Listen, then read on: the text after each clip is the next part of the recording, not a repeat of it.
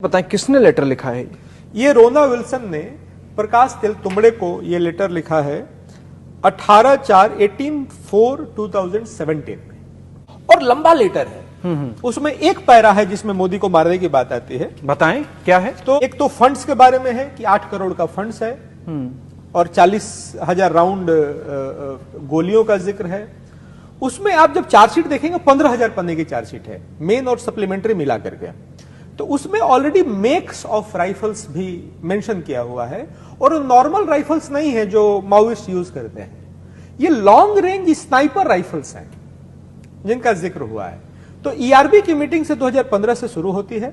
2017 में आकर के ये प्लानिंग होता है जिसमें ये कहा गया है कि we are thinking along the lines of another Rajiv Gandhi type incident. Rajiv Gandhi को जैसे हत्या मारा, की गई, हाँ, वैसे मोदी को मारने का ऐसा हम लोग प्लान कर रहे हैं। और वो उसकी चिंता भी जाहिर करते हैं कि it sound suicidal and there is good chance that we might fail, but we feel that the party must deliberate over our proposal. ये targeting road shows could be effective strategy. तो रोड शोज में ये भी लिखा है जी, road shows में sniper rifle से मारने का प्लान था। उस स्नाइपर राइफल के फोटो शेयर हुए हैं, और ये जो 8 करोड़ का बजट है ये इनकी सेंट्रल कमेटी ने अप्रूव कर दिया है। 6th लेटर जो आप किताब में लिख रहे हैं, follow up of delivery of sophisticated weapons, ये भी लेटर जो है रोना विल्सन ने प्रकाश तेलतुंबड़े को लिखा है, और 26 दिसंबर 2017 26 ऑफ दिसंबर 2017 को लिखा है, where they are discussing how to procure sophisticated weapons and they have a contact in Nepal and the comrades from Manipur may also assist, and Manipur is mentioned as a possible source of sophisticated weapons for these comrades here. This is a letter of 2017, and it goes on to say there is pressing need to inflict heavy damage on the enemy, which is Indian state, something that we have not been able to do since the Darba ambush of 2013, in which almost entire leadership of the Congress party in Chhattisgarh had vanished. And this person is writing, I am sending a catalog of the available equipment, which is weapons, along with this package. In that catalog, that long range sniper rifles is mentioned. Photographs are there. Photographs are there. Weapons which they are procuring from Nepal, with some assistance from Manipur. And इसमें लिखा है, most of the equipment can be transported via 2 separate routes from Nepal through Kolkata. It will be disassembled, merged inside heavy electronics appliances before it reaches to your designated dumps along the Odisha-Chhattisgarh border.